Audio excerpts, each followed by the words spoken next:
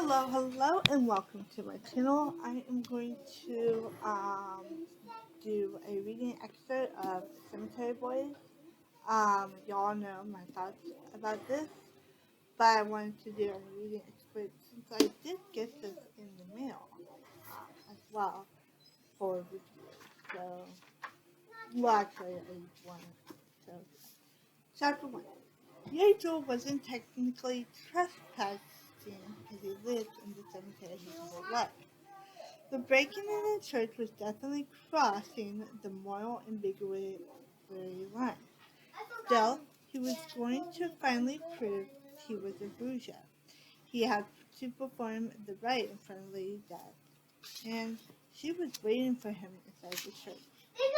The black hydro flask full of chicken blood thumped against Yagel's hip as he snuck past his family's small house at the front of the cemetery. The rest of the supplies for the cemetery were tucked away inside his backpack.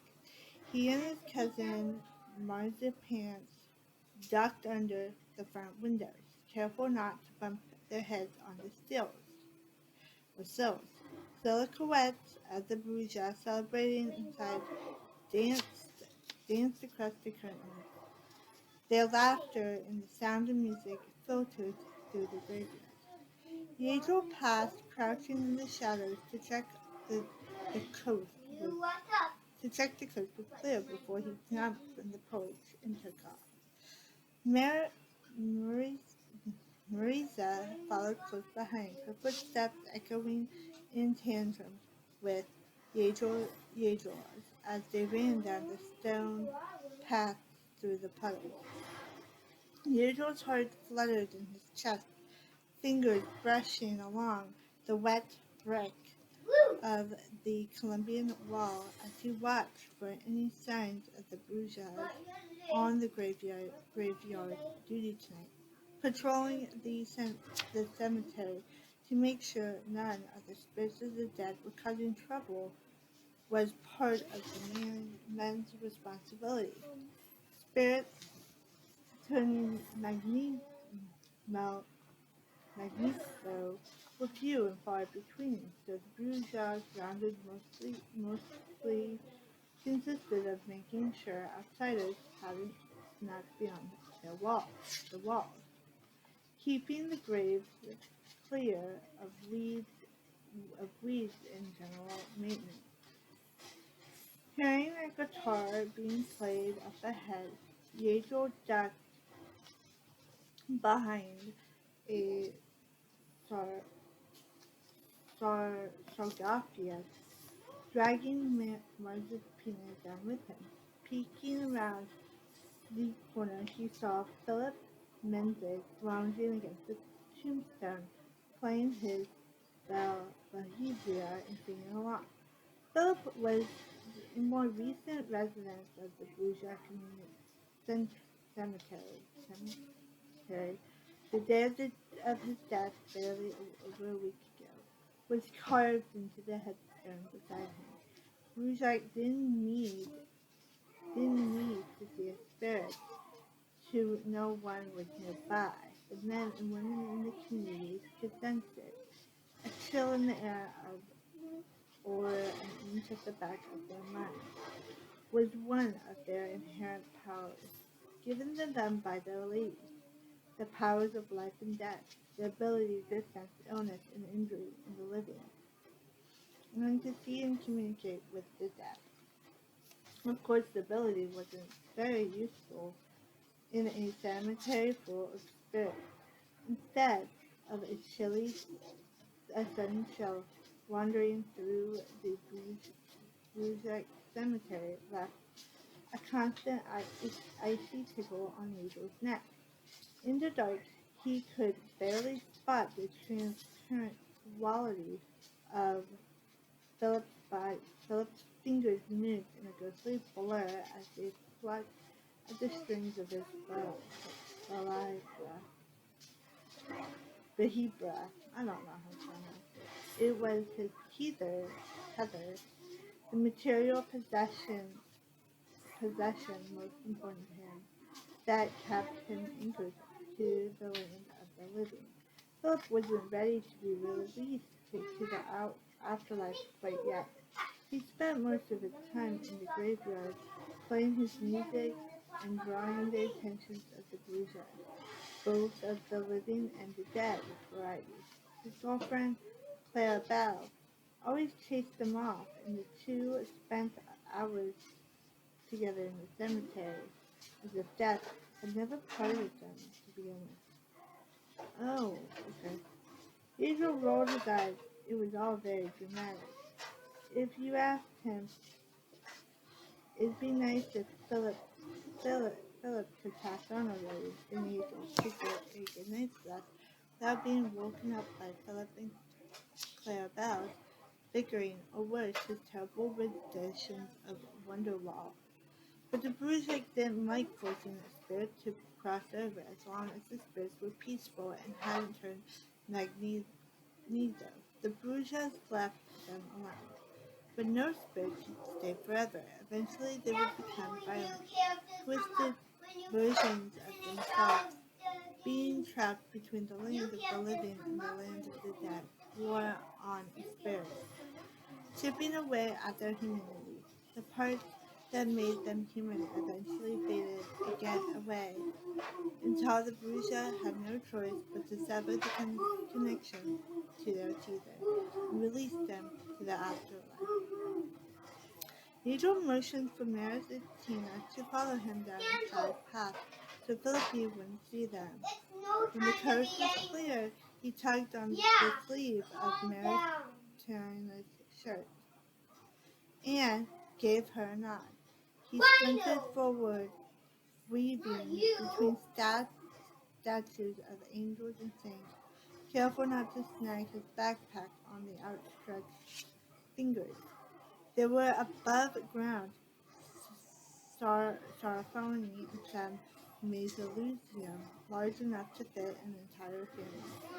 He walked these paths hundreds of times and could navigate the maze of graves in his sleep. He had to stop again when they came upon the spirits of two young girls playing tag. They chased each other, dark curls and matching dresses billowing out around them. They giggled madly as they ran straight through the small birdhouse-like tombs that held cremated remains. The tombs were hand-painted in bright colors and stood in crowded rows of yellow, golden yellow, sunburst orange, sky blue, and seafoam from green. Glass doors revealed clay urns inside. Usual bounced on the balls of his feet as he and Marisa hit. Seeing the spirits of two dead girls running around a cemetery would probably freak most people out. But little Nina and Rosa were notorious for other reasons. They were both huge tattletales who couldn't be trusted to not rat him out to his dad. They got dirt on you, they held it over your head, and subject you to torture of the like of which you've never seen. Like hours of playing hide and go seek, but they always used their non-corporeal bodies to cheat, or purposely leave you waiting to be found behind a smelly dumpster on a hot LA afternoon. It was definitely not worth being indebted to those two. When the girls finally ran off, Rachel wasted no time sprinting to their final destination. I found it! Yeah.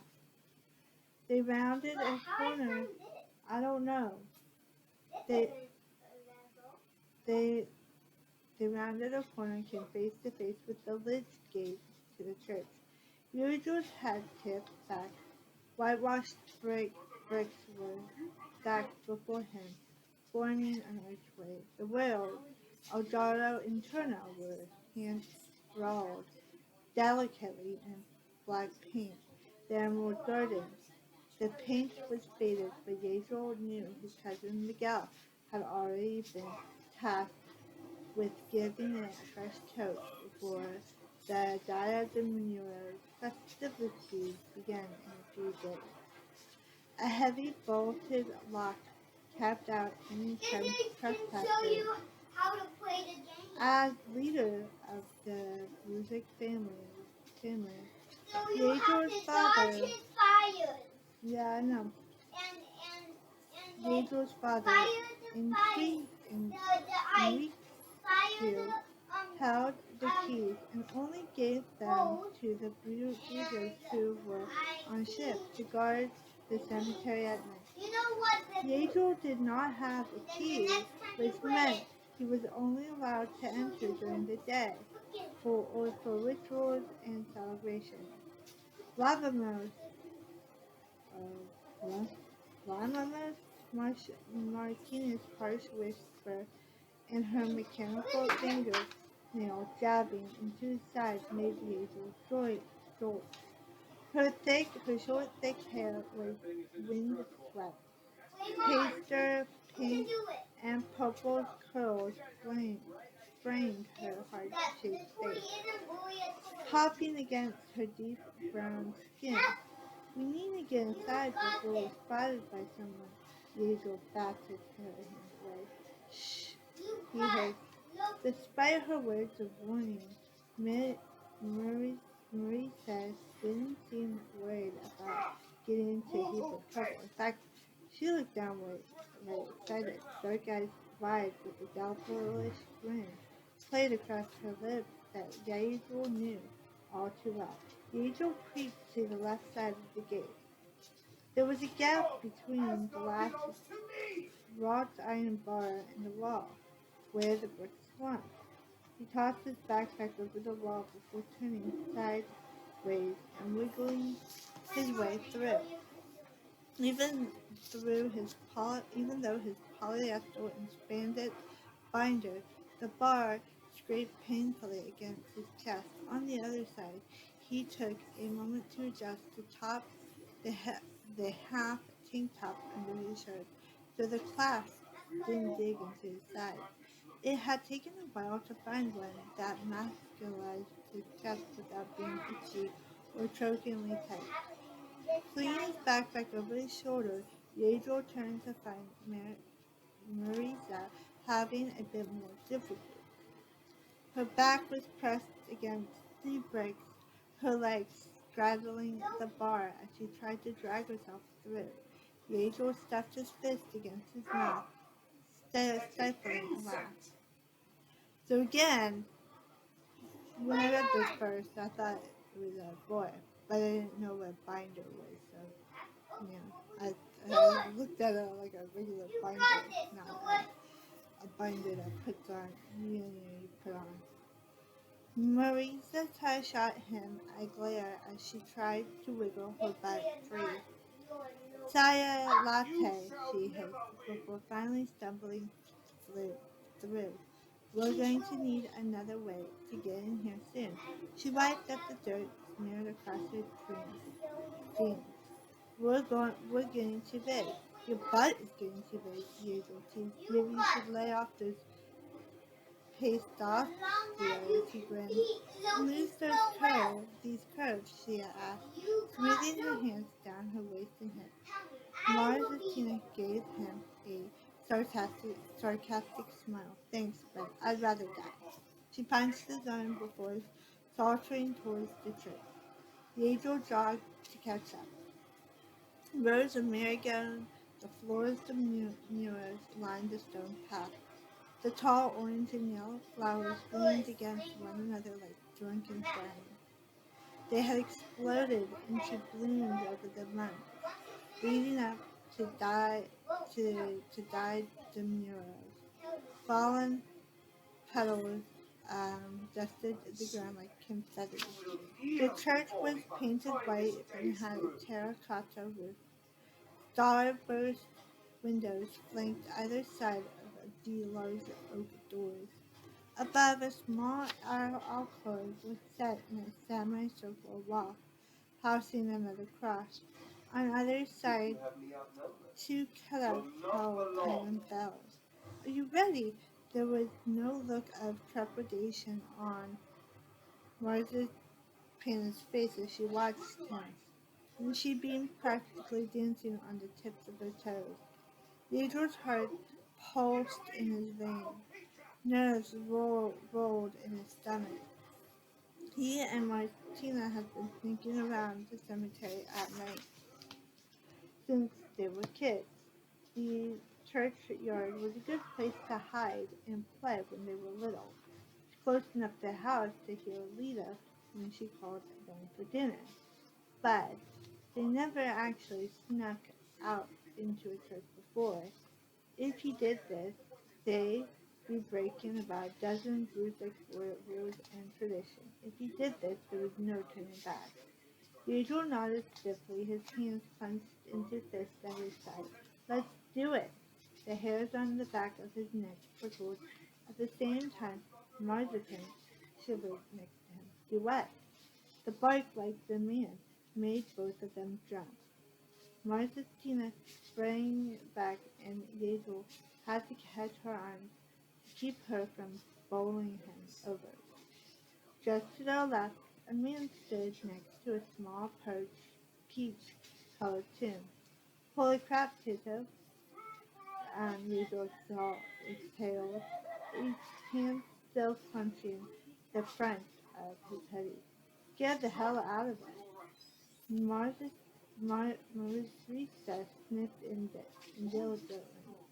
Sometimes, even to Yazel and Marzetina, those could go unnoticed. Tito was a slut man wearing a burgundy Venezuela soccer kit in shorts. A large worn straw hat sat on his head. He squinted at Yazel and Marzetina from under the brim as he bent over the marigold. Tito was the longtime gardener of the cemetery. Or, well, was he? Tito had been dead for 4 years. When he was alive, Tito had been an incredibly talented gardener. He used to supply all the flowers for the Brunswick celebration, as well as weddings, holidays, and funerals for non-magic folks in East LA. Where it started as selling flowers from buckets at a local flea market had grown into his own brick-and-mortar shop. After dying of sleep and having his body laid to rest, Tito remained in the cemetery, determined to take care of the flowers he painstakingly tended to for most of his life. He told Yazel's father he still had a job to do and didn't trust anyone else to take it over. And Enrique said Tito could remain as long as he was Tito. Yazel wondered if sheer stubbornness would keep his father from being able to release Tito's spirit, even if he tried. Do what? Tito repeated. Under the orange lights of the church, he seemed solid enough, though he was the faintest bit transparent compared to the very corporeal golden shields in his hand. Spirits have blurry edges and were a little less vibrant than the world around them. They looked like photographs taken out of focus, and with the saturation turned down. Yazel turned his head a bit. Tito's form smudged and faded into the background.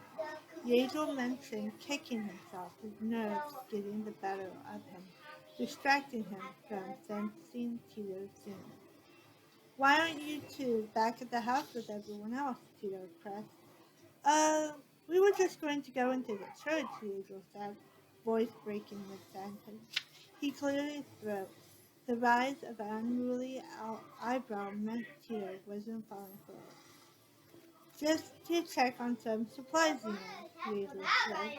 Make sure things are set up. With a sketch, Tito's shield sliced off a wilted marigold from its stem. Marzitina elbowed Yazel in the side and tipped her head pointedly. Oh! Yazel wrestled his backpack off his backpack and dug around inside. pulling out a bundled white dishcloth. I grabbed you something. Philippe was too busy with his girlfriend to care about what Yazel and Marisa got up to, and it was pretty easy to sneak past Nina and Rosa. But Tito was a bit of a wild card. Tito had been good friends with Yazel's dad, and Tito was very patient for nonsense.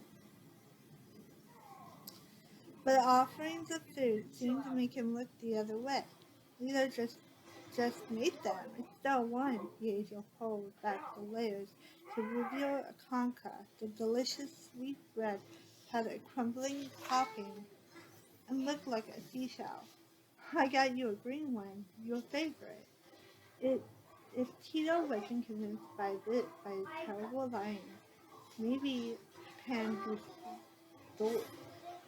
Shay could sway him.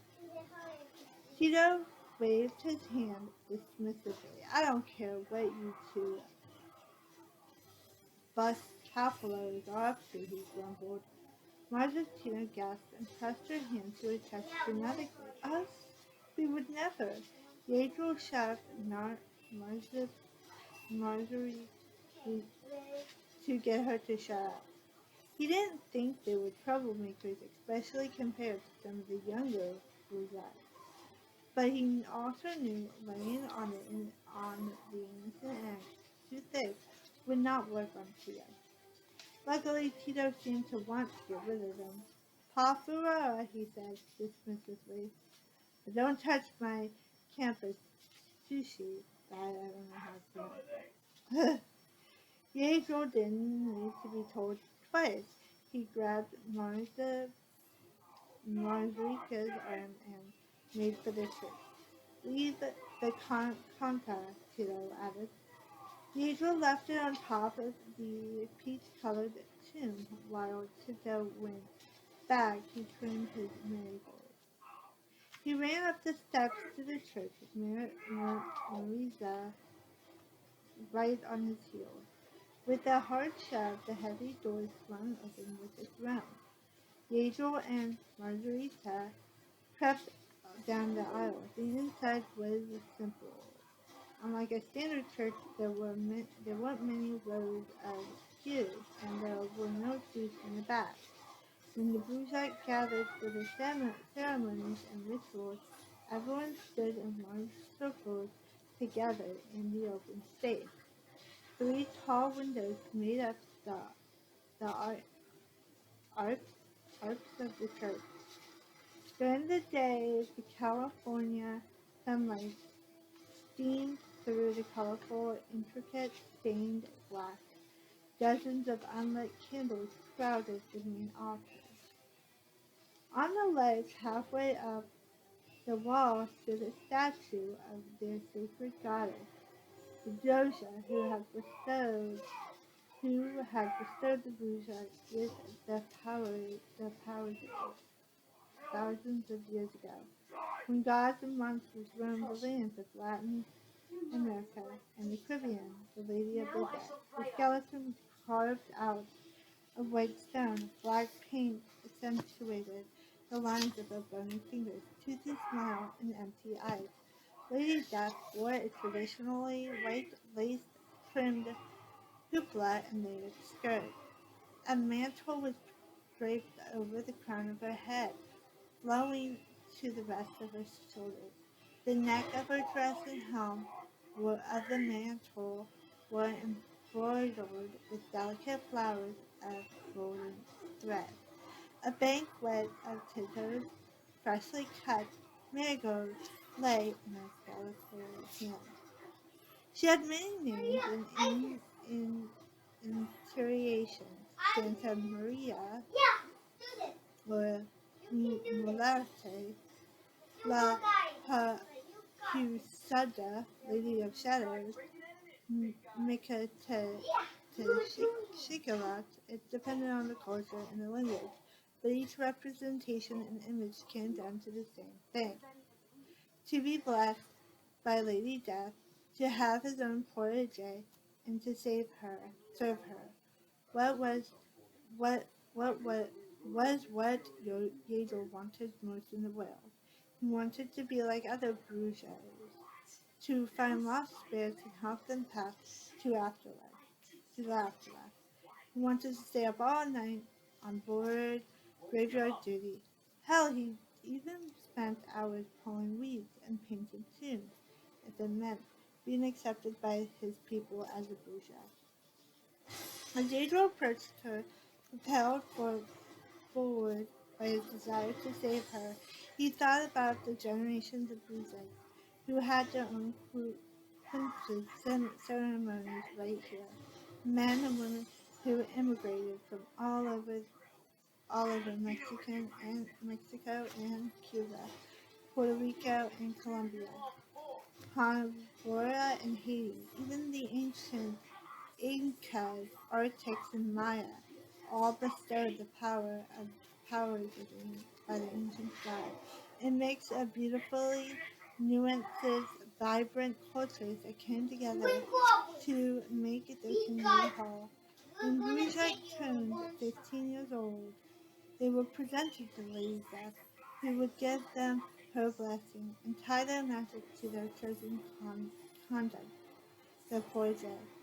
For women, Poises often took the form of rosary, symbols that had begun as a ceremony necklace and was altered with the rise of Catholicism in Latin America. It was a piece of jewelry that could go unnoticed and ended with a charm that could hold a small amount of sacrificial animal blood. While a crucifix was the most common symbol, sometimes a Bruges rosary ended in a sacred heart or statuette of Lady Death. Men's poise were often daggers of some sort, as a blade was required to sever the golden thread that bound a spirit to their earthly tethers. By cutting that tie, Bruges were able to release spirits to the afterlife. Being gifted your protege was an important rite of passage for every Bruges. Everyone except Yedel, his quinces have been postponed indefinitely. He turned 16 the past July and was tired of waiting. In order to show his family who he was, Yedel needed to go through his own princess ceremony, with or without their blessing. His father and the rest of the Bruges hadn't let him a choice, left him with a choice. Sweat trickled down Hazel's spine, sending a shiver through his body. The air felt changed, like the ground hummed with energy below his feet. It was now or never. Kneeling before Lady Death, he unpacked the supplies he needed for the ritual. He placed 4 prayer candles on the ground in a diamond to represent the 4 winds. A clay bowl went in the center to represent the earth. Yazel had nickel a mini bottle of Calabrito tequila from one of the boxes that had been gathered for the Diagumuros of Frendes. He fumbled with the bottle before popping the cap off and pouring it into the bowl. The smell stung his nose. Beside it, he placed a small jar of salt. He dug out a box of matches from the pocket of his jeans. The flame trembled as he lit the candles. The flickering light sparkled the gold threads in Lady Death's mantle, catching in the folds and crevices. Air, earth, wind, and fire, north, south, east, and west. All the elements needed to call upon Lady Death. The last ingredient was blood. Calling upon Lady Death required an offering of blood. It was the most powerful thing to give as it held life. Giving your blood to Lady Death was giving a part of your earthly body and your spirit. It was so powerful that human blood given in sacrifice could not be more than a few drops. Otherwise, the offering was enough to drain any bruises of the left force, leading to certain death. There were only 2 rituals that ever called for bruises to make an offering of their own blood. When they were born, their ears were pierced, releasing a pin-drop amount of blood. This act enabled them to hear the spirits of the dead. Yeagel's ears were guarded with black plastic plugs. He liked paying homage to the ancient practice of boujets, stretching their eyelids with incredibly large discs made of sacred stones like obsidian or jade. Over the years, he had gotten them about the size of a dime. The only other time Brucex used their own blood as a sacrifice was during the Quince's ceremony. The offering was made from their tongues to let them speak to Dizona, to ask Lady Death for a blessing and protection. And that cut was made with their protege. Marisa pulled a bundle of cloth from her own backpack and held it out for him to take. "It took me weeks to make," she said as Yegel untied the twine. "Burned myself like 8 times and nearly cut my finger off my finger. But I think my dad has pretty much given up trying to keep me out of the forge." Her shrug was casual, but she stood tall, a proud grin pulling the corners of her lips. Yegel knew this was a big deal for him. Martina's family had been forging weapons for the men for decades, in a trade her father had brought over from Haiti. She had a keen interest in learning how to craft blades from him, since blood wasn't used with the blades until a boy's crochet Quincy's ceremony. It was a way for her to still be part of the community without compromising her ethics.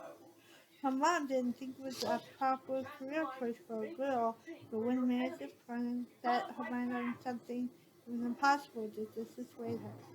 "Nothing gaudy and ridiculous like Diego's," she said, with a roll of her eyes, referring to Yeagel's older brother. Yeagel pulled back the last of the cloth to reveal a dagger nestled inside. "Wow," she breathed. "It's practical," Morazepam explained, hovering over his shoulder. "It's badass," Yeager corrected, a wide smile pressing into his cheeks. Marisa beamed. The dagger was the length of his forearm, with a straight blade and a crossguard that curved like a sideways S.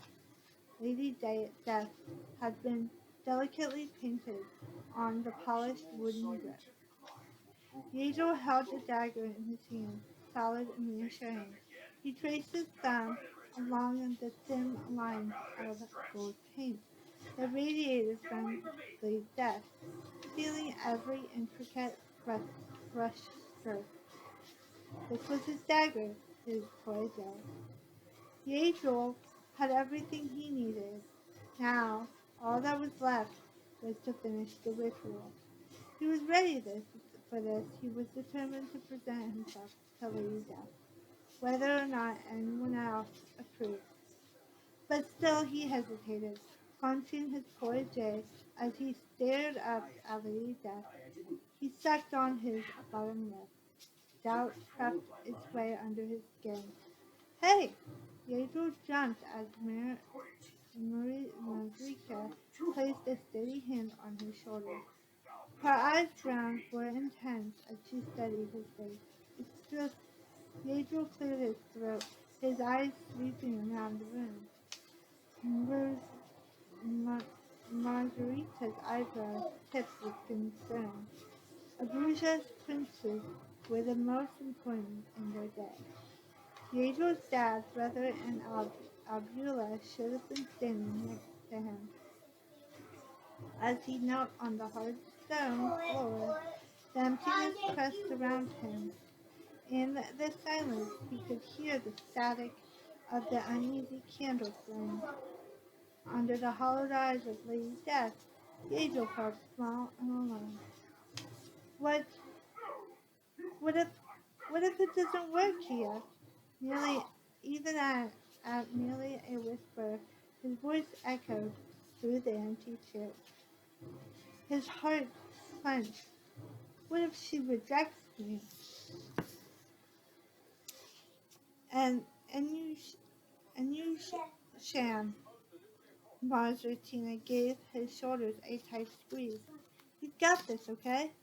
Gabriel nodded, wetting his dry lips. I know who you are. I know who you are, and Our Lady does, too, she said with fierce conviction. So screw the rest of them, Margarita grinned at him. Remember why we're doing this. Gabriel steeled himself and spoke with as much courage as he could muster. So, they'll see that I'm a bruiser. Well, yeah, but other than that, spite, Gabriel guessed. Spite, Margarita agreed, enthusiastic. They're gonna feel real stupid once you show them. I want you to see for that moment. Yeah, really. She took in a deep breath through her nose and clasped her hands to her chest. Savor that sweet taste of sweet vindication. A laugh jumped in Angel's throat. Margarita smiled. Let's do this, Bruja. Yato could feel the goofy grin back on his face. You don't screw it up and make the Doja shout you down with lightning or something, okay? She said, backing up a few steps. I can't carry the responsibility of family black sheep on my own. Being transgender and gay had earned Yato the title of head black sheep among the Doja. Though in truth, being gay had actually been much easier for them to accept.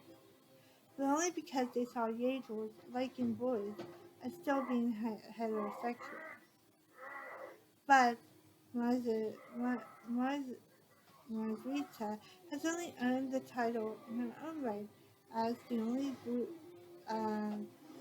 vegan bruiser in their community. Once a year younger than Yato, she had gone through her own cleanses when she turned 15 earlier that year. But she refused to heal because it required the use of animal blood. One of the Yajo's earliest memories of Mazrita was of her crying inconsolably when her mother had used blood from a pig to heal a child's broken leg. Early on, Mazrika decided she wanted no part of healing if it meant harming another living creature. In the dim light of the church, Yael could see her protege hanging around her neck, a rosary of pink corks that ended in a silver cross. But the concealed vessel remained empty. Marita explained that even though she refused to use her powers, she still respected the Doja and their ancestors.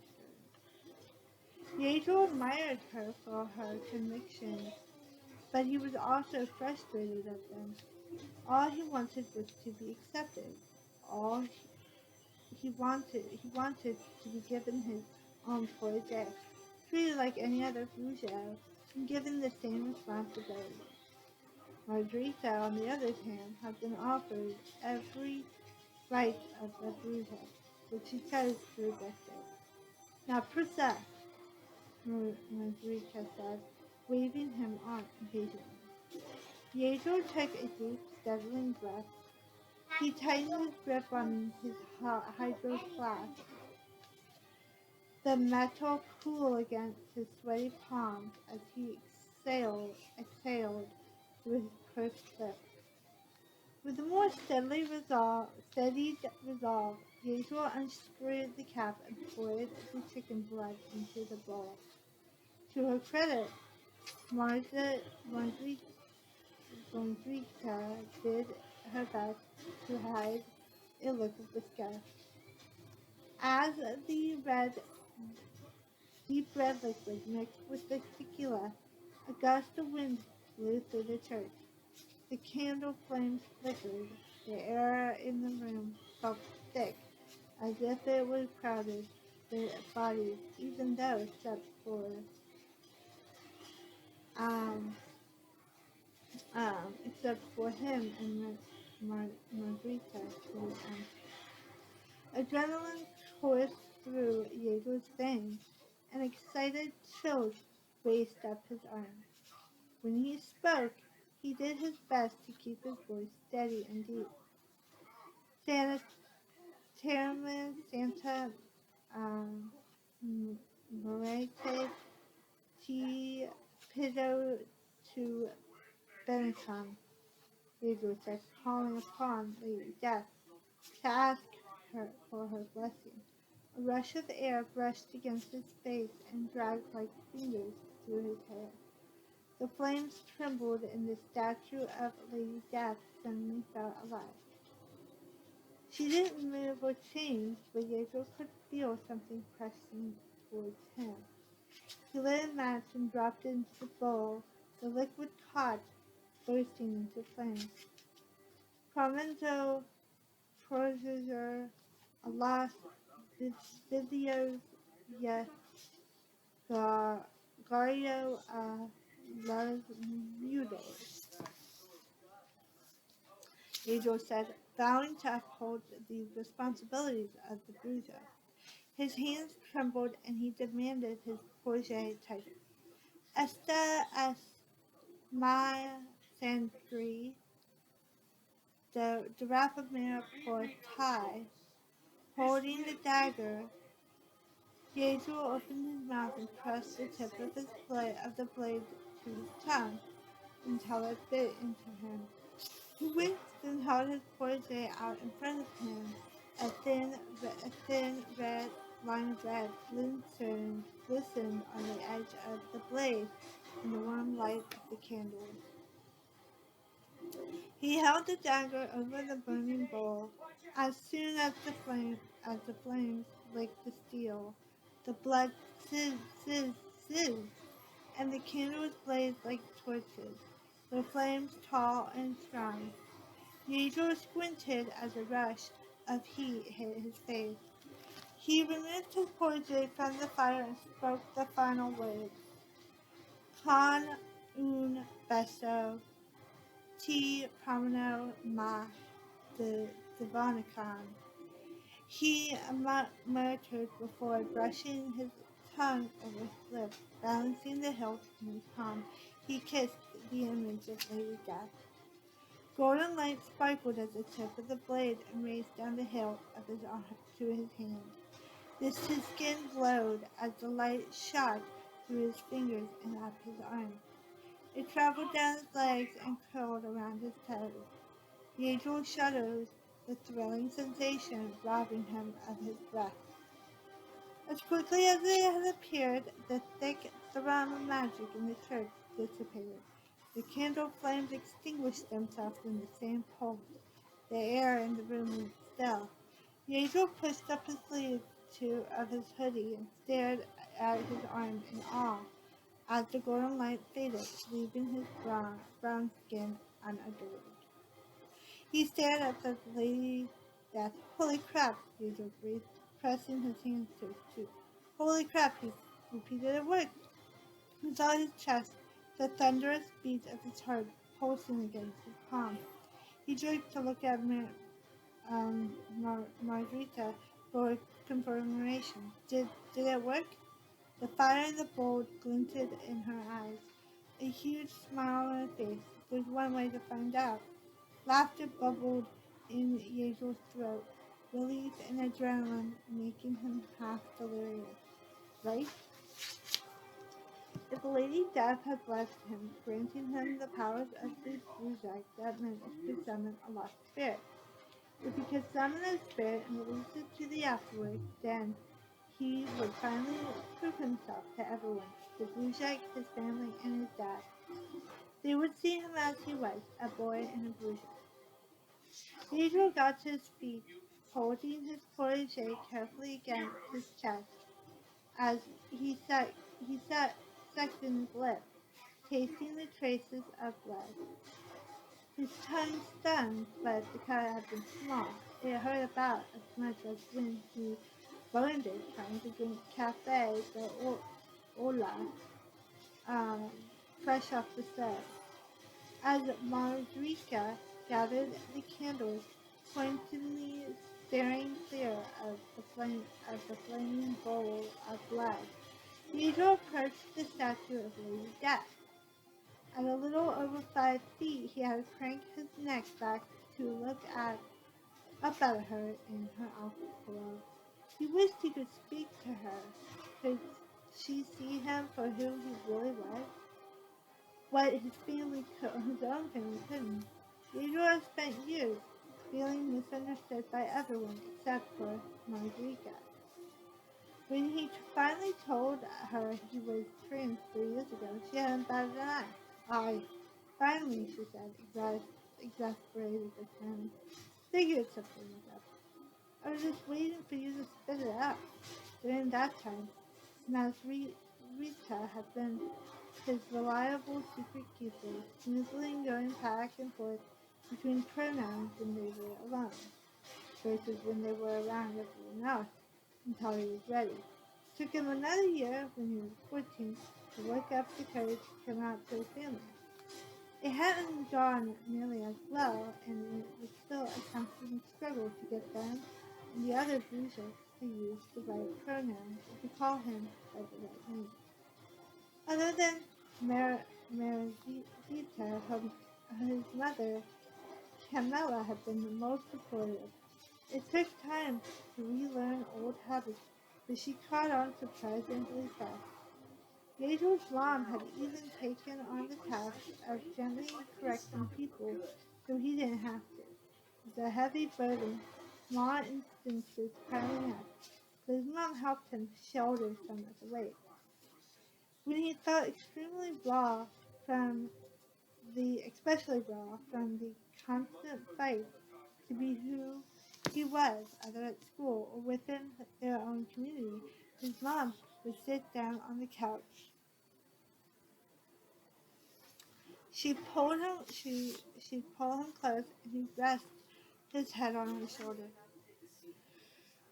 She always smelled of cloves and cinnamon, like she'd just made torta bendero. As she gently ran her fingers through his hair, she'd murmur, Major Maestro, slowly coaxing the pain away to a dull ache that never completely vanished. But she's been gone for almost a year now. Maestro snuffled and dragged his fist across his nose, the back of his throat burning. This would be the first die of the mule since she died. Come midnight, November 1st, the church bells would ring, welcoming back the spirits of the past Moshfegh to the cemetery. Then, for 2 days, Yadro would be able to see her again. He would show her he was a true Moshfegh, a son she could be proud of.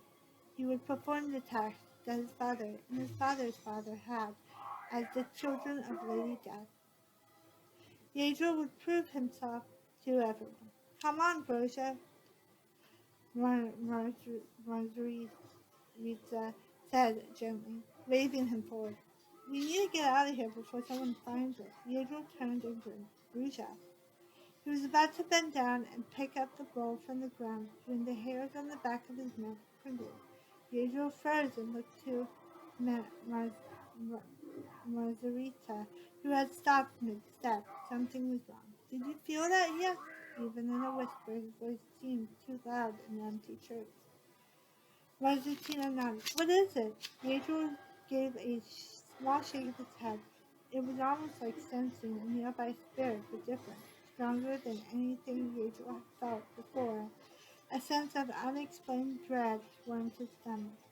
He saw Marisa shiver, just as he had felt a tingle shoot down his spine. There was a beat of nothingness, then searing pain stabbed into Yael's chest. He crawled out, the force knocking him to his knees. Marisa's fan, or not Marisa's fan, Marisa fell, a strangled cry lodging in her throat. The pain was unbearable. Yael's breath came in sharp bursts as he clenched at his chest. His eyes watered, blurry, the vision of Lady Death standing above him. Just when he thought he couldn't stand it any longer, that surely the pain would kill him at that. Tension released his muscles and his arms and legs went limp, heavy with exhaustion. Sweat clung to his skin. His body trembled as he gulped air. Yael's hand clenched his chest right above his heart, where the throbbing pain had slowly faded to a dull ache. Marisa knelt on the floor, one hand pressed to the same place. Her skin was ashen and covered in a sheen of sweat. They stared at each other, trying to catch their breath. They didn't say anything, but they knew what it meant. They could feel it in their bones. Miguel was gone. One of their own had died. So that is the beginning of Cemetery Boys, and I do have a vlog that I filmed for this, so I'll link it over here in the corner or even in the beginning if you, yes, and yeah, just be sure to check this out. But I didn't really like this, but if you reread it, definitely a lot better, but yeah. Definitely didn't like it the first time I read it, but if you want to check out that blog, it's over there. If you like this one, it's already out. Yeah, it's already out. This one was published in 2020. So this one's already out in stores. You can get it. You can probably get it on paperback or ebook or audio. And please subscribe and click a thumbs up for notification, or click a thumbs up if you like this video. Subscribe and hit that bell for notifications. I post videos every Monday and Wednesday, Mondays and Fridays. Ugh, mixing up the days. Mondays and Fridays, and please be sure to subscribe if you haven't, and comment down below if you have read this book and liked it, or if you have not read this book. I would like to know your thoughts on this book, and have a great day. Bye-bye.